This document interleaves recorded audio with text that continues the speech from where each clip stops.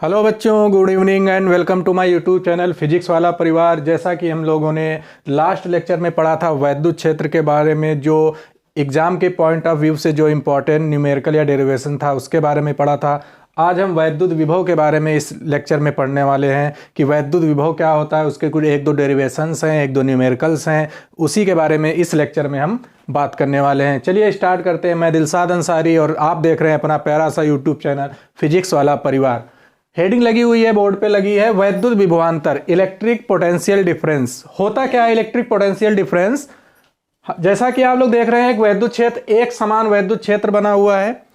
इस वैद्युत क्षेत्र में अगर हम कोई दो बिंदु ले, मान लिया एक बिंदु ए बी, और हम एक धन परीक्षण आवेश Q0 को ए से बी पर ले जाएं। कहां से कहां ले जा रहे हैं Q0 आवेश को? ए से बी पर।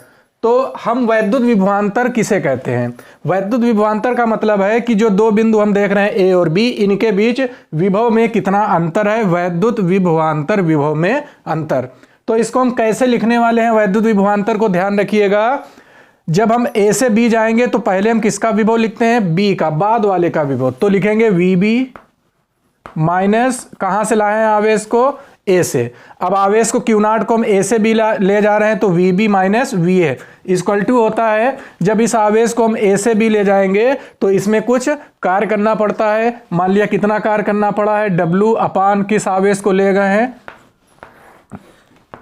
ये हमारा फार्मूला होता है वैद्युत विभवांतर का, V B minus V A equal to W upon Q0। ठीक है।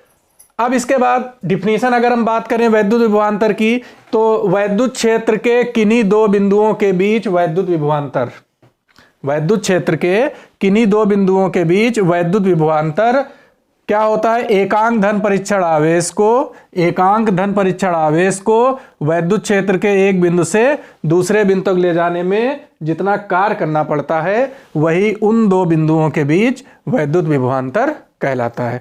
तो मतलब कहने का है विभवांतर, या कह लो विभव। ये विभव वर्ड का मतलब क्या होता है? विभव का मतलब होता है कार्य से, कि जब हम किसी वैद्युत क्षेत्र में किसी आवेश को एक बिंदु से दूसरे बिंदु तक ले जा रहे हैं तो उसमें कार्य कितना करना पड़ रहा है, या वैद्युत क्षेत्र कितना कार्य कर रहा है, यही हमारा जो होता है विभव होता है। तो इस तरीके से V B minus V equal to W upon Q0। अब अगर हम बात करें, अगर हम कहें कि ए और बी के बीच विभवांतर जो भी आया, मान लिया 10 वोल्ट, 15, 20 वोल्ट, लेकिन अगर हम आपसे कहें कि ए पर विभव कितना है, कहने का मतलब है हमें तो अभी केवल पता चला है कि ए और बी के बीच विभवांतर कितना है, लेकिन हमें यह नहीं पता है कि ए का विभव कितना है या बी का विभव कितना है। जैसे दो बच्चे क्लास में हैं, उन दो बच्चों के बीच जो मार्क्स आए, जो नंबर एग्जाम में आए हैं, उन नंबरों के बीच मान लिया डिफरेंस 12 नंबर का डिफरेंस है दो बच्चों के बीच, तो क्या हम एक्यूरेट बता सकते हैं दोनों बच्चों के मार्क्स अलग अलग कितने हैं? हमें केवल पता है कि दोनों बच्चों के जो मार्क्स आए हैं, जो नंबर आए हैं, उनमें नंबरों में डिफरेंस कितना है? 12 का। अब 12 का डिफरेंस कुछ भी हो सकता है। तो कहने का मतलब है अगर हम किसी एक बच्चे का एक्यूरेट पूछना चाहें कि नंबर आखिर हैं कितने, तो उसके लिए क्या करना पड़ेगा? दूसरे बच्चे के नंबर को हम क्या कर दें? 0। अगर एक बच्चा ए है, दूसरा बच्चा बी है, इनके बीच नंबरों का डिफरेंस कितना है? 12। अगर हम इसके नंबर को कह दें 0 है, तो जाहिर सी बात है इसके नंबर कितने होंगे? 12। तभी इनके बीच डिफरेंस कितना आ रहा है? 12 का। तो इसी तरीके से जब हमें विभव किसी बिंदु पर निकालना पड़ेगा, ये हमने अभी निकाला क्या है? विभवांतर। अगर हमें क्या निकालना पड़े? वैद्युत विभव। तो वैद्युत विभव का मतलब है किसी एक बिंदु पर विभव कितना है। तो मान लिया ए पर पूछ दे या बी पर पूछ दे, तो इसके लिए क्या करना पड़ेगा? जैसे हमें मालूम है कि V B minus V A equal to W upon Q0 है, तो इसके लिए हम क्या करेंगे? कोई वैद्युत क्षेत्र जो है, ये मान लिया इस तरीके से, और दूसरे के विभव को हमें कितना करना पड़ेगा? 0। जब इसका विभव हम 0 कर देंगे तो हमें बी पर विभव पता चल जाएगा। हम लिख देंगे V B equal to W upon Q0। तो कहने का मतलब है इसका विभव हमें 0 करना है, और विभव 0 होता कहाँ है? अनंत। अनंत का मतलब होता है वैद्युत क्षेत्र के बाहर जो होता है उसको हम क्या कहते हैं? अनंत कहते हैं। तो इसका मतलब है हम आवेश को कहाँ से लाएंगे? अनंत से। जब हम आवेश को अनंत से लाएंगे तो अनंत वाले का विभव 0 हो जाएगा। इस तरीके से हम किसी एक बिंदु का विभव ज्ञात कर सकते हैं। जैसे फॉर एग्जांपल मान लिया ये क्या है, हमारा अनंत है, यहाँ से हम आवेश को यहाँ लाएंगे, कहाँ पर ला रहे हैं, बिंदु B पर। वैद्युत क्षेत्र के किस बिंदु पर हम आवेश को ला रहे हैं, बिंदु B पर ला रहे हैं। तो अब हम क्या लिखेंगे, इसके लिए इक्वेशन इसी टर्म में लिखिए आप। अभी हमने क्या बताया था, जब आवेश को हम A से B ले जाते हैं तो पहले हम किसका विभव लिखते हैं, बाद वाले का। यहाँ हम अनंत से कहाँ पे ला रहे हैं, बिंदु B पर ला रहे हैं, तो पहले हम किसका लिखेंगे, B का विभव, माइनस कहाँ से लाए हैं, अनंत से लाए हैं, तो अनंत का विभव बराबर। मान लिया अनंत से यहाँ तक लाने में हमें कार्य कितना करना पड़ा, W, और किस आवेश को लाए हैं, Q0 को। और ये क्या है हमारा अनंत पर विभव। अनंत पर विभव कितना मानते हैं, स्वच्छ वैल्यू अनंत पर विभव की होती है 0। तो अनंत पर विभव 0 हो जाएगा तो केवल हमें क्या बचेगा, VB। ये वैल्यू 0 हो जाएगी, इक्वल टू हो जाएगा W/Q0। तो B पर विभव, इस वैद्युत क्षेत्र में जो बिंदु B हमारा दिख रहा है, इस बिंदु B पर विभव निकालने के लिए हमें क्या करना पड़ा, जो धन परीक्षण आवेश था उसको हमें अनंत से बिंदु B तक लाना पड़ा। इस तरीके से हमने बिंदु B पर विभव कैलकुलेट कर लिया। अब बात आती है कि जो विभव होता है इसका मात्रक क्या होगा। तो विभव का मात्रक होगा जूल पर कूलाम, जूल पर कूलाम, या विभव का मात्रक होता है वोल्ट। ठीक है। और एक चीज ध्यान रखिएगा, जैसे हमने पिछले लेक्चर में बताया था, वैद्युत क्षेत्र की तीव्रता जो होती है वो कैसी राशि होती है, सदिश राशि होती है। उस तरीके से जो वैद्युत विभव आपका चल रहा है ये हमारी कैसी राशि है, अदिश राशि है। इसको ध्यान रखिएगा, वैद्युत विभव हमारी अदिश राशि है। कहने का मतलब है वैद्युत विभव की कोई दिशा नहीं होती है। वैद्युत क्षेत्र की, वैद्युत विभव की कोई दिशा नहीं होती है। और एक चीज ध्यान रखिएगा, वैद्युत विभव अदिश राशि है। अदिश राशि में हम क्या करते हैं, -Q अगर चार्ज कोई है तो -Q वैल्यू ही रखेंगे, और +Q वैल्यू चार्ज है तो +Q रखते हैं। जबकि वैद्युत क्षेत्र की तीव्रता जो कि सदिश राशि होती है उसमें हम क्या करते हैं, उसमें हम माइनस वैल्यू नहीं रखते हैं, क्योंकि उसमें माइनस वैल्यू जो होती है हमें डायरेक्शन बता के हट जाती है। तो लेकिन अदिश राशि में हमें क्या करना है, हमें अदिश राशि में अगर हमें कहीं पे माइनस चार्ज दिख रहा है तो फार्मूले में हम माइनस वैल्यू रखेंगे। इस चीज को आप ध्यान रखिएगा। जैसे इस क्वेश्चन में अगर ये मान लिया यहाँ पे Q0 है, अगर यही हमारा दिया हो W/Q करके दिया हो इस तरीके से, ये हमारा कोई चार्ज है, अगर ये चार्ज हमारा निगेटिव होगा तो हम यहाँ पे माइनस जरूर रखेंगे। इस चीज को आप ध्यान रखिएगा। कार्य की जब बात आती है, अगर कार्य पॉजिटिव है तो ये मतलब है वैद्युत क्षेत्र बाह्य स्रोत ने कार्य किया है, और अगर कार्य निगेटिव है मतलब वैद्युत क्षेत्र द्वारा कार्य किया गया है। निगेटिव कार्य वैद्युत क्षेत्र द्वारा किया गया, जबकि पॉजिटिव चार्य स्वयं किसी बाह्य स्रोत ने उस पर कार्य किया है। क्लियर है। तो इस तरीके से हमने किसी एक विशेष बिंदु पर विभव की वैल्यू निकाली। उसके लिए हमें क्या करना पड़ा, आवेश को अनंत से लाना पड़ा ताकि विभव दूसरा वाला हमारा 0 हो जाए, क्योंकि अनंत पर स्वच्छ विभव 0 होता है। इस तरीके से हमने इस बिंदु पर विभव निकाल लिया। अगर इसकी डिफिनीशन देना चाहें तो कहेंगे एकांक धन परीक्षण आवेश को, इसको एकांक कर देंगे तो जो कार्य होगा वही विभव होगा बिंदु B पर। एकांक धन परीक्षण आवेश को अनंत से वैद्युत क्षेत्र के किसी बिंदु तक लाने पर, एकांक आवेश धन परीक्षण आवेश को अनंत से वैद्युत क्षेत्र के किसी बिंदु तक लाने पर जितना कार्य करना पड़ता है वही कार्य उस बिंदु पर वैद्युत विभव कहलाता है। तो कहने का मतलब वैद्युत विभव से का मतलब सीधे सीधे किससे है, कार्य से। जितना कार्य करना पड़ रहा है वही उस बिंदु पर वैद्युत विभव कहलाता है। क्लियर है। अब हम बात करने वाले हैं किसी बिंदु आवेश के कारण वैद्युत विभव। जैसा कि हमने पिछले लेक्चर में किया था, किसी बिंदु आवेश के कारण वैद्युत क्षेत्र की तीव्रता, उसी तरीके से अब हम इसमें करने वाले हैं किसी बिंदु आवेश के कारण वैद्युत विभव। तो कोई बिंदु आवेश हमें दिख रहा है +Q, इस बिंदु आवेश से r दूरी पर कोई बिंदु P है, इस बिंदु P पर हमें इस +Q आवेश के कारण वैद्युत विभव निकालना है।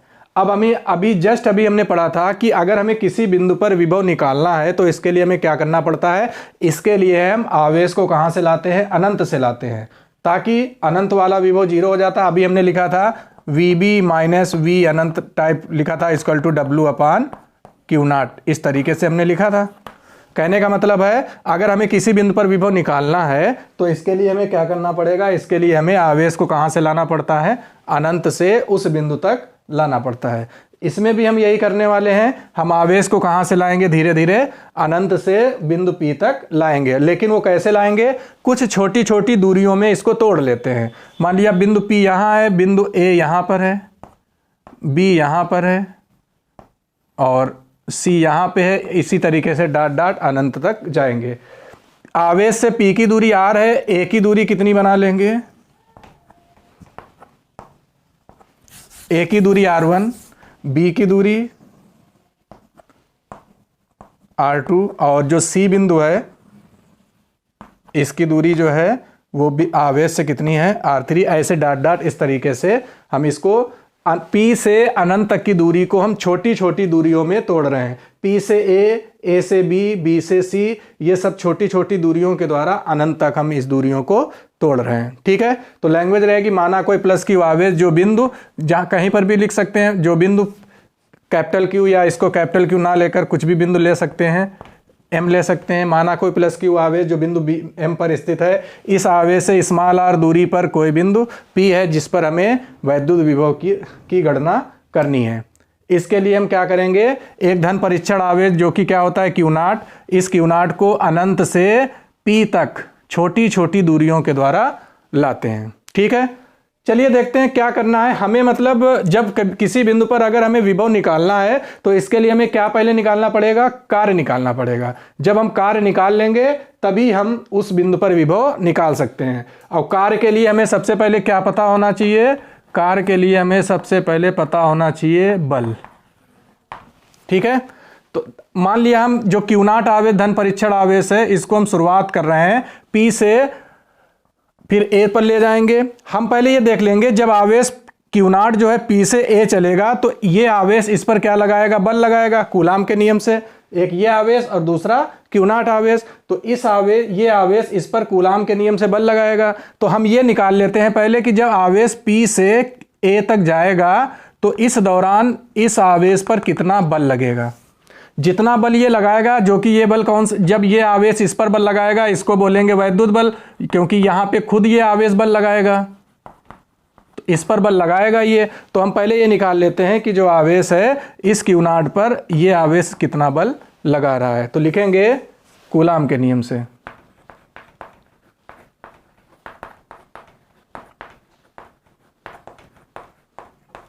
तो कूलाम के नियम से बल हो जाएगा F =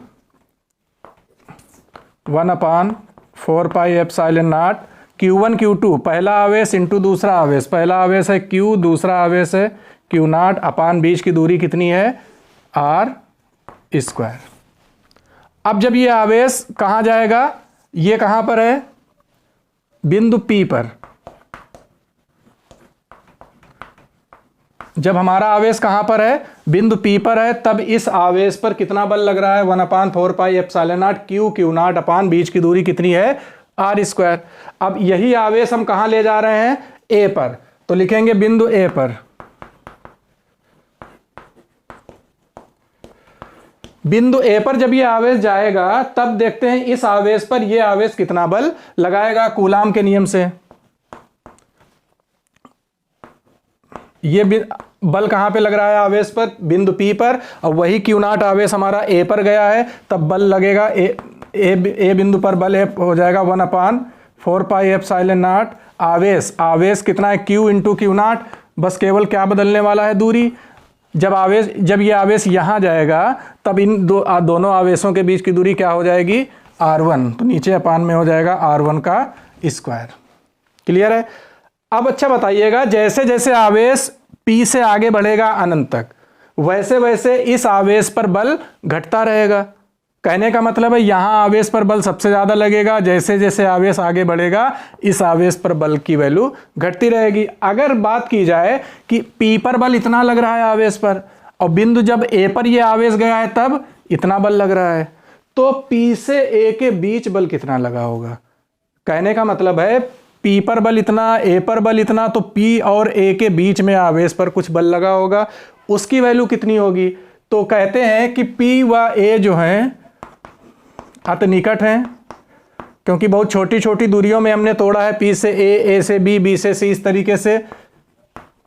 तो P और A अति निकट हैं, जिससे P व A के बीच जो बीच बल जो होगा वो दोनों बलों का माध्य होगा। दोनों बल कौन से? बल कौन से हैं? Fp व Fa, मतलब जो P पर A बल लग रहा है और जो A पर बल लग रहा है, इन दोनों बलों का जो माध्य समान गुणोत्तर माध्य होगा वही P और A के बीच लगने वाला बल होगा। दोनों बलों का गुणोत्तर माध्य होगा।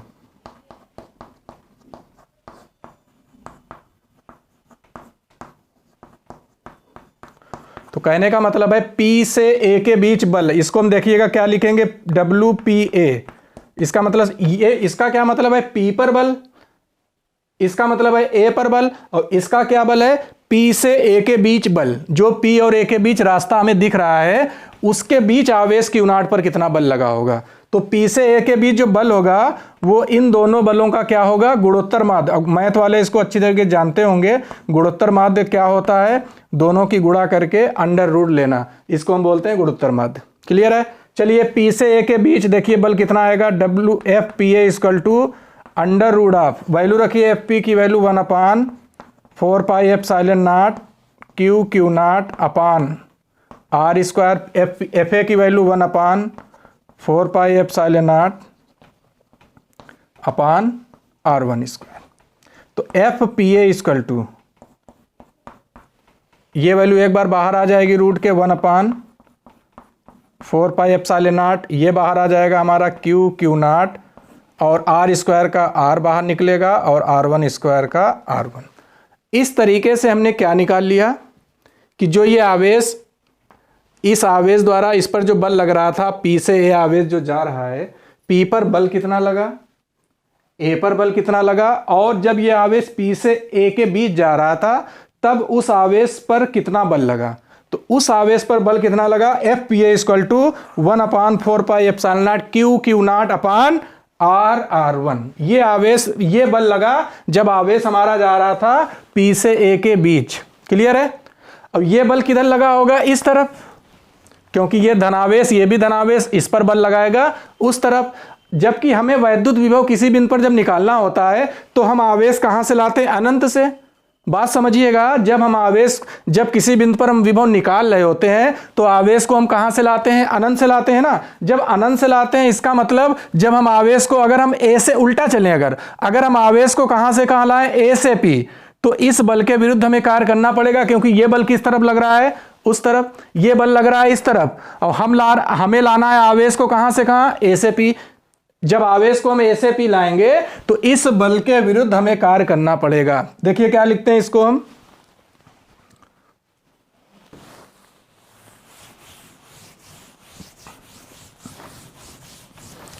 हम उल्टा चल रहे हैं। आवेश पर बल लग रहा है उस तरफ, इस आवेश के कारण इस आवेश पर बल उधर लग रहा है, और जब हम आवेश, उसी आवेश को अनंत से लाएंगे तो इस बल के विरुद्ध हमें कार्य करना पड़ेगा। तो लिखेंगे A से P तक Q नॉट को लाने में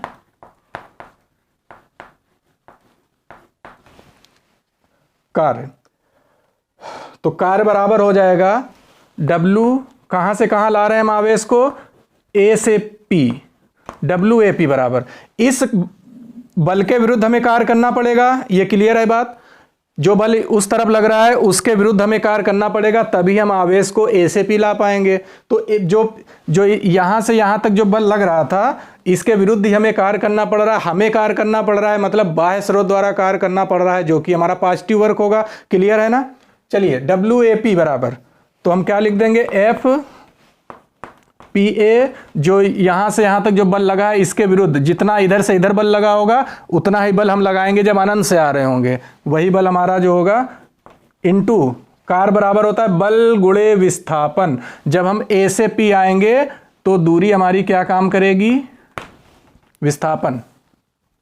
यहां से यहां आएंगे, इतने तो विस्थापन हुआ हमारा, तो डब्ल्यू ए पी, ए से पी में कार्य देखिएगा एफ पी ए, बल गुणे विस्थापन, क्लियर है ना, 1/4 pi epsilon not Q Q naught upon R R. A P ये वैल्यू कितनी है हमारी, अगर इस वैल्यू से आर घटा R1 minus R, A P आ जाएगा R1 माइनस आर। तो W A P equal to 1/4 pi epsilon not Q Q not, ये जाएगा इसके अंदर R1 लिखा हुआ है, ये आएगा अपान में R1 माइनस, फिर इसके नीचे जाएगा R बटे, तो R1 से वैल्यू, R से ये वैल्यू। तो A से P जब हम आवेश को ला रहे हैं उसमें कार्य आ रहा है 1/4 pi epsilon not Q Q not, bracket में बचा है 1/R माइनस 1/R। कहने का मतलब है हमने कार्य निकाल लिया, आवेश को कहाँ से हम लाए थे, A से P।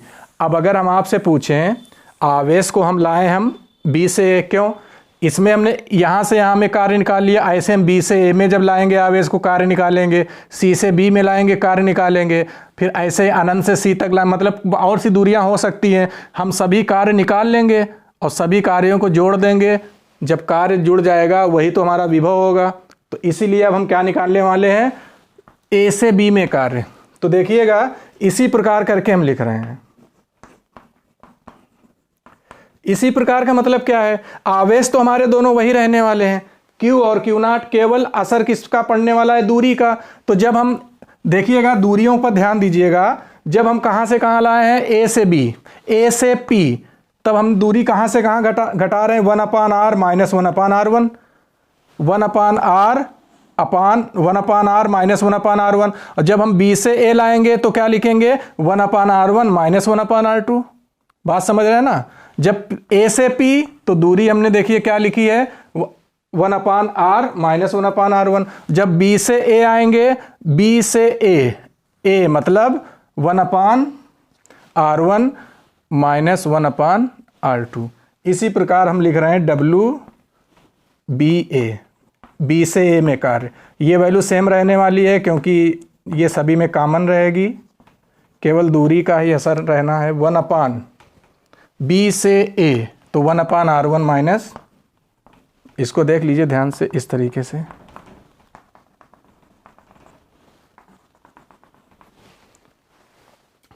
B से A तो पहले इसकी दूरी फिर ये दूरी 1/R1 माइनस 1/R2। ऐसे अब हम जाएंगे आवेश को लाएंगे कहाँ से कहाँ, C से B, तो WCB 1/4 pi epsilon not Q Q not, 1/, कहाँ से कहाँ जा रहे हैं, C से B, C से B तो पहले B की दूरी क्या है 1/R2 और फिर माइनस 1/R3।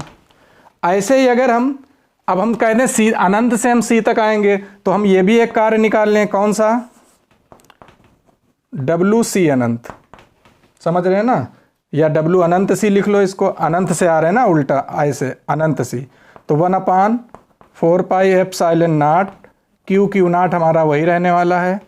अब हम कहाँ से आ रहे हैं, अनंत से C, C मतलब 1/R3 माइनस 1/, कहाँ से आए हैं, अनंत। क्लियर है। अब हम हमने क्या किया, यहाँ से यहाँ लाने में, यहाँ से यहाँ लाने में, यहाँ से यहाँ लाने में, अनंत से C तक लाने में हमने सभी कार्य निकाल लिए। अब इन सभी कार्य को हम क्या कर देंगे, जोड़ देंगे, क्योंकि कार्य हमारी अदिश राशि है, अदिश राशि को हम सीधे बीजगणितीय योग से जोड़ या घटा सकते हैं। तो अब हम क्या लिखेंगे, आवेश को अनंत से P तक सभी कार्य निकाल लिए, अब सभी कार्यों को जोड़ेंगे कहाँ से कहाँ तक, अनंत से P तक लाने में कार्य। तो अब हम लिखेंगे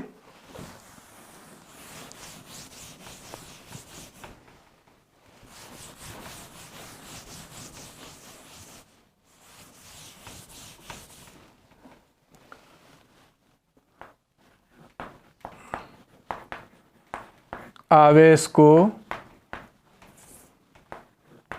कहाँ से लाए थे, अनंत से कहाँ तक ला रहे हैं उसको, P तक, तभी विभव निकलेगा। P तक लाने में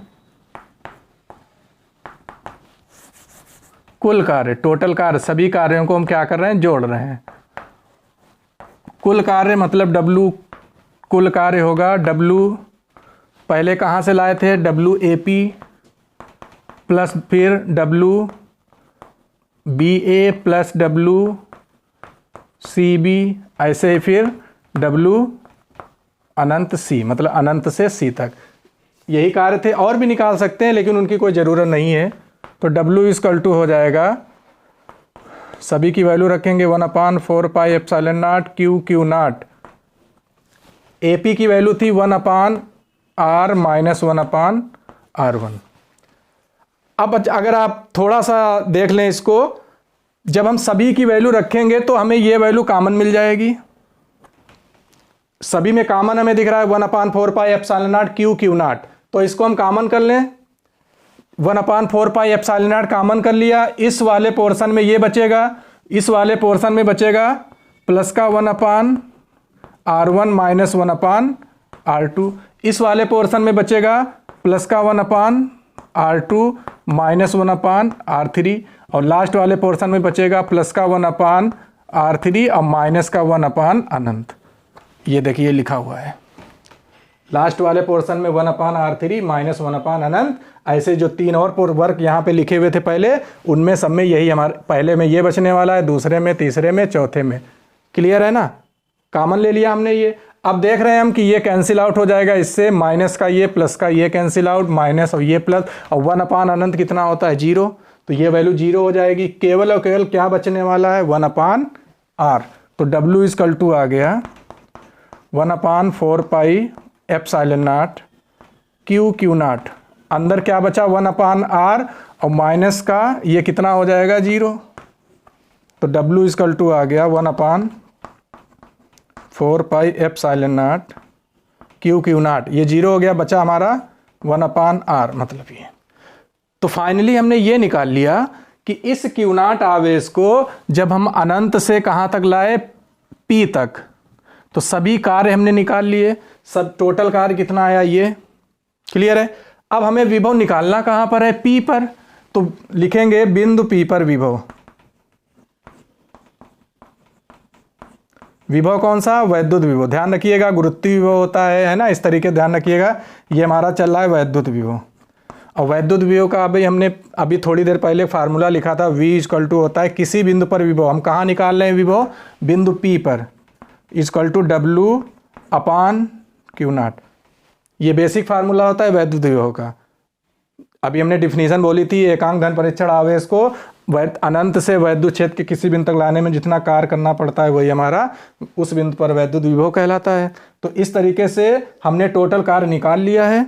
उस कार्य को, जिस आवेश को हम लाते हैं उससे डिवाइड करते हैं। हमने यहाँ पर आवेश अनंत से कहाँ, किसको आवेश को लाए थे, Q नॉट को, तो टोटल कार्य निकाल लिया अनंत से P तक लाने में Q बल कार्य, और उस आवेश से डिवाइड कर देंगे। तो P पर विभव हमारा आ जाएगा, W की वैल्यू ऊपर 1/4πε0 Q नॉट अपान R। ये W की वैल्यू है, अपान में क्या दिया है, Q नॉट से हो जाएगा डिवाइड, ये हो जाएगा कैंसिल आउट। तो बिंदु P पर विभव आ जाएगा 1/4πε0 Q/R, जो कि हमारी हेडिंग थी, किसी बिंदु आवेश के कारण वैद्युत विभव। किसी बिंदु आवेश कौन सा था हमारा, प्लस Q, जो कि आ गया। कितनी दूरी पर हम विभव निकाल रहे थे, आवेश से कितनी दूरी पर, R दूरी पर विभव निकाल रहे थे। बाकी सब दूरियां कैंसिल आउट हो चुकी है। Q आवेश के कारण R दूरी पर जो वैद्युत विभव होता है 1/4πε0 Q/R। क्लियर है। इस तरीके से हम इस किसी बिंदु आवेश के कारण वैद्युत विभव की वैल्यू निकाल सकते हैं। एक चीज हम देख रहे हैं कि जो वैद्युत विभव है वो 1/R के समानुपाती है, या कह लो R के व्युत्क्रमानुपाती है। जबकि जो तीव्रता होती है, वैद्युत क्षेत्र की तीव्रता आई थी, तीव्रता थी 1/4πε0 Q/R², जबकि विभव क्या होता है, केवल Q/R। तो इस तरीके से तीव्रता में R² होता है व्युत्क्रमानुपाती, और विभव में होता है R जो होता है वो व्युत्क्रमानुपाती होता है। इसी तरीके से ये तो हमारा सिंगल चार्ज था। अगर कई आवेश हैं और हमें कह दे किसी बिंदु पर विभव निकालिए, तो उसको हम किस तरीके से निकालने वाले हैं?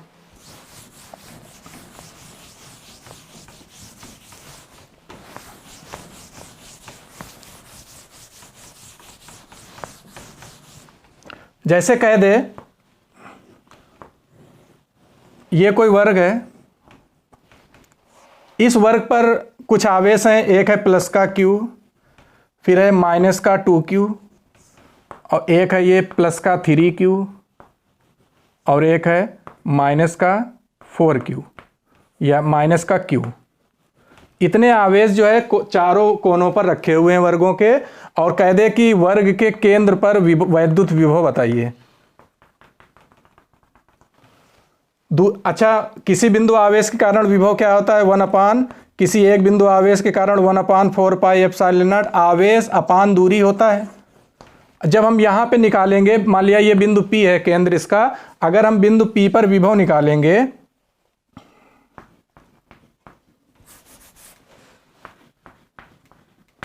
तो चारों आवेशों के कारण जब हम बिंदु P पर विभव निकाल रहे होंगे तो इस आवेश के कारण दूरी, इसकी दूरी अपनी तरफ से मान सकते हैं, कुछ भी मान लो आप, A मान लीजिए, B मान लीजिए, C मान लीजिए, ये दूरियां कुछ भी न्यूमेरिकल में जो दी होंगी वो पुटअप कर देंगे। फिलहाल अपनी तरफ से हम इस आवेश से इसकी दूरी A है, क्यों R समझ रहे हैं ना, आवेश से दूरी देखना होता है, जिस बिंदु पर हम विभव निकाल रहे होते हैं उस बिंदु की आवेश से दूरी हमें देखनी है। तो इस तरीके से इस आवेश से इसकी दूरी है A, इस आवेश से इसकी दूरी B, इस आवेश से C, और इस आवेश से इसकी दूरी है D। तो इसको हम, जैसा कि हम करते आ रहे हैं पहले से, हम आवेशों को अपनी तरफ से नाम दे देते हैं, ताकि इस आवेश के कारण विभव को हम क्या लिख सकते हैं? V1, इसके कारण V2, इस विभव आवेश के कारण V3, और इस आवेश के कारण विभव को हम क्या लिखेंगे? V4। तो बिंदु P पर जो विभव आएगा वो सभी विभव, जो चार विभव, चारों आवेशों का विभव होगा, इन सब का क्या करना है? हमें समेशन जोड़ना है हमको सबको, ठीक है। तो Vp इक्वल टू V1, इस आवेश के कारण यहां विभव कितना होगा? 1/4 पाई एप्सिलॉन नॉट Q, जो कैसा? अदिश राशि, विभव अदिश है, ध्यान रखिएगा, विभव अदिश है। अदिश राशि में अगर प्लस Q है तो प्लस Q रखेंगे, और माइनस Q है तो माइनस Q रखेंगे, इस चीज को आप ध्यान रखिएगा। तो यहां पे प्लस Q है तो प्लस Q अपान दूरी कितनी है? A, प्लस इस आवेश के कारण 1/4 पाई एप्सिलॉन नॉट, आवेश कितना है? ध्यान रखिए, -2Q रखना है आपको, अपान में दूरी कितनी है आवेश से बिंदु P की? अपान में B, प्लस तीसरा विभव, इसके कारण विभव यहां कितना होगा? 1/4 पाई एप्सिलॉन नॉट, आवेश कितना है? प्लस का 3Q, अपान में दूरी आवेश से P की दूरी क्या है? C, और प्लस चौथा आवेश 1/4 पाई एप्सिलॉन नॉट, आवेश कितना है? -Q, ध्यान रखिएगा, अपान में आवेश से P की दूरी क्या दी हुई है? D। तो बिंदु P पर कुल विभव देखिएगा, कॉमन हमें क्या दिख रहा है? 1/4 पाई एप्सिलॉन नॉट, हम सभी से ले लेंगे कॉमन। तो 1/4 पाई एप्सिलॉन नॉट हो गया कॉमन, पहले से बचेगा Q अपान A, दूसरे से बचेगा माइनस का 2Q अपान B, तीसरे से प्लस का 3Q अपान C, चौथे से बचेगा माइनस का Q अपान D। इस तरीके से हम जितने भी आवेश होंगे, सब आवेशों के कारण जिस बिंदु पर विभव पूछेगा हम वैद्युत विभव कैलकुलेट कर लेंगे। ध्यान क्या रखना है आपको, अगर आप जल्दी करना है क्वेश्चन को, आप क्या करें? 1/4 पाई एप्सिलॉन नॉट कॉमन कर लें। उसके बाद देख रहे हैं आप क्या लिख रहे हैं? Q अपान A, मतलब आवेश अपान दूरी, देख रहे हैं आप। फिर क्या लिख रहे हैं? आवेश अपान दूरी, लेकिन आवेश ध्यान रखिएगा कितना है? -2Q, साइन ध्यान रखिएगा, -2Q अपान B, फिर प्लस का 3Q अपान C, और फिर माइनस का Q अपान D। इस तरीके से हम कई आवेशों के कारण किसी बिंदु पर हम विभव की वैल्यू कैलकुलेट कर सकते हैं। अब हम बात करते हैं वैद्युत स्थितिज ऊर्जा के बारे में। इलेक्ट्रिक पोटेंशियल एनर्जी क्या होती है? वैद्युत स्थितिज ऊर्जा होती है कि किसी आवेशों के निकाय क्या होता है? निकाय होता है जब दो या दो से अधिक आवेश हमें कहीं पे लाके रखने हैं तो वो आवेशों का निकाय कहलाता है। तो किसी आवेशों के निकाय की वैद्युत स्थितिज ऊर्जा आवेशों को अनंत से लाकर परस्पर समीप रखकर निकाय की रचना करने में जो कार्य करना पड़ता है वही उस निकाय की वैद्युत स्थितिज ऊर्जा कहलाती है। कहने का मतलब है जैसे एक बिंदु ए है और एक बिंदु बी है, हमें क्या करना है, दो आवेशों को अनंत से लाकर ए और बी पर रखना है। मान लिया एक आवेश Q1 और दूसरा आवेश है Q2। इस आवेश को हम कहां से ले गए, अनंत से ले गए और ए पर रख दिया। इस आवेश को हम कहां से ले गए, अनंत से और बी पर रख दिया। तो दोनों आवेशों Q1 और Q2 को अनंत से ले जाकर लाकर और ए और बी पर रखकर एक हमने ये क्या बना दिया, निकाय। Q1 और Q2 का ये क्या बन गया, निकाय, और जो कि Q1 और Q2 मान लिया कितनी दूरी पर रखे हैं, ये r दूरी पर। तो इस निकाय को बनाने में आवेशों को अनंत से लाकर निकाय की रचना करने में जो कार्य करना पड़ता है वही उस निकाय की वैद्युत स्थितिज ऊर्जा कहलाती है। तो कहने का मतलब है वैद्युत स्थितिज ऊर्जा क्या है, निकाय की रचना करने में जो हमें कार्य करना पड़ा है। और कार्य किससे निकलता है, विभव से। तो कहने का मतलब है हमें निकालना है कार्य, और कार्य किसकी हेल्प से आएगा, विभव की सहायता से। तो इस तरीके से देखते हैं। तो इसका डेरिवेशन जब करना होगा तो करेंगे क्या, पहले हम आवेश किसको ला रहे होंगे, Q1 को। जब ये नहीं रहा होगा तो Q1 आके ए पर हम रख देंगे, कोई कार्य नहीं। तो लेकिन जब Q2 को हम लाएंगे तो Q1 पहले से मौजूद है। जब ये पहले से मौजूद है तो ये जब हम Q2 को लाके बी पे रख रहे होंगे तो Q1 इस पर क्या लगाएगा, बल लगाएगा। कहने का मतलब अब हमें इसमें कार्य करना पड़ेगा, जबकि इसमें कार्य 0 रहेगा, क्योंकि जब Q1 लाया गया था तो कोई नहीं था, तो Q1 तो आराम से ए पर आ गया, इस समय 0 कार्य होगा। लेकिन जब हम दूसरा आवेश Q2 को लाके बी पर रख रहे होंगे तो इसमें हमें कार्य करना पड़ेगा। अब बात आती है ये कार्य हम निकालें कैसे। यही जो कार्य करना पड़ेगा यही इसकी स्थितिज ऊर्जा, वैद्युत स्थितिज ऊर्जा होगी। कार्य हम निकालेंगे। अच्छा बताइएगा, जब हम इसको कहां से कहां ले जा रहे हैं, अनंत से बी, तो क्या लिखेंगे, VB माइनस V अनंत से बी ले जा रहे हैं तो बी का विभव माइनस अनंत का विभव बराबर W अपान किसको ले गए हम, Q2 को। क्लियर है। यही जो कार्य निकालेंगे यही इसकी वैद्युत स्थितिज ऊर्जा कहलाएगी। तो कार्य हम कैसे निकाल रहे हैं देख लें आप लोग सब लोग कि V अनंत से बी तक ले गए हैं तो VB माइनस V अनंत इक्वल टू W अपान किसको ले गए, Q2। तो इस तरह अनंत ये वैल्यू 0 हो जाएगी। तो B का विभव हमें पहले निकालना पड़ेगा। अगर हम B का विभव निकाल लें तो कार्य हम आसानी से निकाल सकते हैं। तो B का विभव जो यहाँ B पर विभव होगा वो होगा किसके कारण, वो होगा Q1 के कारण, क्योंकि Q1 पहले से मौजूद है। तो Q1 के कारण कहां पर, B पर विभव, B पर वैद्युत विभव। बात समझ रहे हैं ना, क्योंकि इसी के कारण विभव होगा तभी तो इसको लाने में हमें कार्य करना पड़ा। तो Q1 के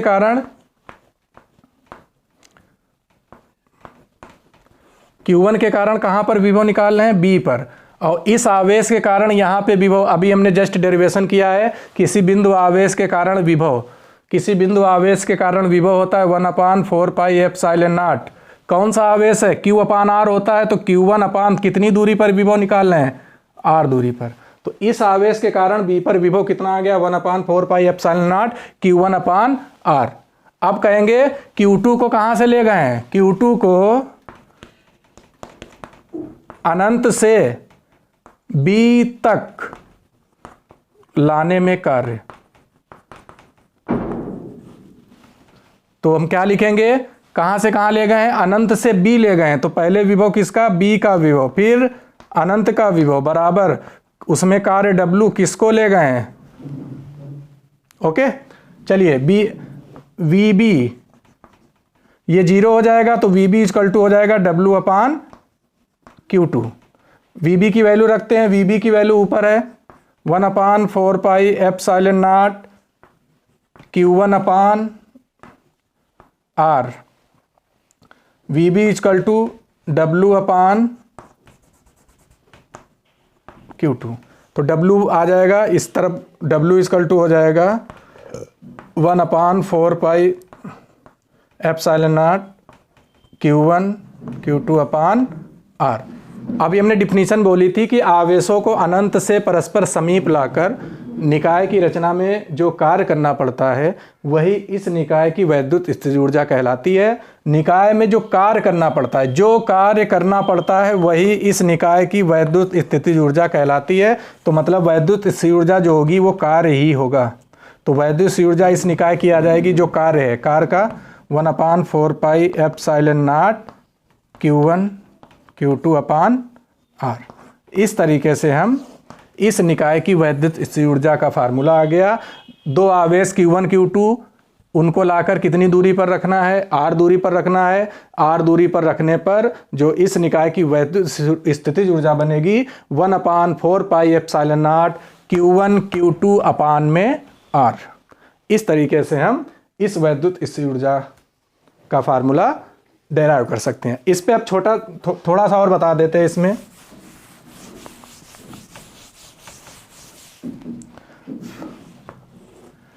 एग्जाम में आपसे ये पूछ सकता है कि एक कोई त्रिभुज है या वर्ग है, कुछ भी हो सकता है। इस पे एक आवेश रखा है Q1 और इस पे एक रखा है -Q2 और एक इस पे रखा है माइनस या प्लस का Q3। वर्ग जो त्रिभुज है, त्रिभुज के शीर्षों पर 3 आवेश रखे हुए हैं। ये भी एक हमारा क्या है, निकाय है। कह दे इस निकाय की वैद्युत स्थितिज ऊर्जा कितनी होगी। तो ध्यान रखिएगा, वैद्युत स्थितिज ऊर्जा के लिए दोनों आवेशों के बीच की दूरी पता होनी चाहिए। दूरी न्यूमेरिकल में दी होगी, बाकी हम अपनी तरफ से मान लेते हैं। Q1 और Q2 के बीच की दूरी हम क्या लिख लें, R12 का मतलब देख रहे हैं आप लोग। इनके बीच की दूरी हम क्या लिख लें, R23 इनके बीच की दूरी मान लेते हैं R13 ठीक है।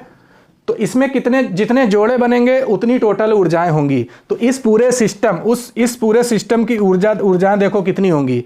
एक तो इनके बीच जोड़ा बनेगा Q1 और -Q2 के बीच, एक जोड़ा बनेगा -Q2 और Q3 के बीच, और एक जोड़ा बनेगा Q1 और Q3 के बीच। तो इसमें कितने जोड़े बनने वाले हैं, 3 जोड़े। तो इसमें 3 वैद्युत स्थितिज ऊर्जाएं होंगी। तीनों को हम क्या करेंगे, जोड़ेंगे। तो पहले जोड़े की, अच्छा वो अभी फार्मूला आया था इस ऊर्जा का, U = 1/4 epsilon naught Q1 Q2 दोनों आवेशों का मल्टीप्लाई अपान बीच की दूरी। अब ऊर्जा ये कैसी राशि है, अदिश है। तो ध्यान रखिएगा, जैसे हम विभव में आवेश को चिन्ह के साथ रखते हैं वैसे ऊर्जा में भी हम आवेशों को चिन्ह के साथ ही रखेंगे। जबकि हमारा ये वैल्यू कॉमन हो जाएगी। तीनों इनके बीच ऊर्जा, इनके बीच ऊर्जा, इनके बीच ऊर्जा, तीनों जो ऊर्जाएं होंगी उसमें ये कॉमन मिल जाएगा। सीधे हम कॉमन कर लें, 1/4 एप्सिलॉन नॉट कॉमन। इनके बीच ऊर्जा तो Q1 इंटू, गुणा ही तो करनी है आवेशों की, Q1 इंटू -Q2, ध्यान रखिएगा, अपान बीच की दूरी जो भी दी है, अगर न्यूमेरिकल में दी है इस तरीके, प्लस इनके बीच की ऊर्जा, गुणा करिए क्या होगा, -Q2 इंटू Q3 अपान बीच की दूरी R23, प्लस इनके बीच की ऊर्जा Q1 प्लस का है, Q3 भी प्लस का है, बीच की दूरी R13। तो इस तरीके से ऊर्जा जो होगी इस पूरे निकाय की हो जाएगी 1/4 एप्सिलॉन नॉट। यहाँ से हमारा पॉजिटिव वैल्यू अगर हम पहले लिखना चाहें तो Q1 Q3 अपान R13, फिर माइनस का ये हो जाएगा Q1 Q2 अपान R12, और फिर हो जाएगा माइनस का Q2 Q3 अपान R23। तो इस तरीके से इस पूरे निकाय की अब इस ऊर्जा हम इस तरीके से अगर क्वेश्चन में दिया हो, ध्यान रखिएगा, अगर वर्ग दिया हो Q1 Q2 Q3 Q4, तो इसमें ऊर्जाएं टोटल कितनी होंगी बस इतना देख लीजिएगा, बाकी आप वैल्यू लिख लेंगे। इनके बीच होगी, इनके बीच होगी, इनके बीच होगी, और इनके बीच होगी। 4 ऊर्जाएं ये, और विकर्ण पर जो ये हैं दोनों, इनके बीच होगी और इनके बीच भी होगी। तो टोटल 6 ऊर्जाएं होंगी इसमें, एक इनके बीच, इनके बीच, इनके बीच और इनके बीच, फिर विकर्ण पर इनके बीच और इनके बीच। इस तरीके से फार्मूला आपको यही रखना है।